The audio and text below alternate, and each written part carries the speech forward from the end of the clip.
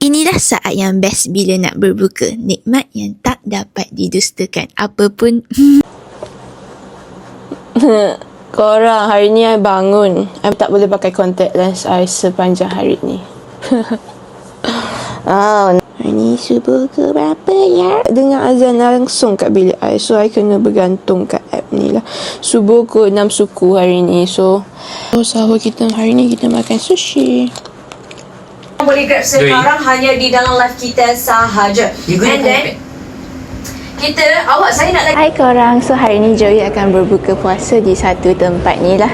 So hari ni hari berbuka yang sangat-sangat happy ya. Sekarang ke 7.20, sikit lagi nak berbuka. Memang tempat ni sangat-sangat cantik dan makanan dia sangat nice.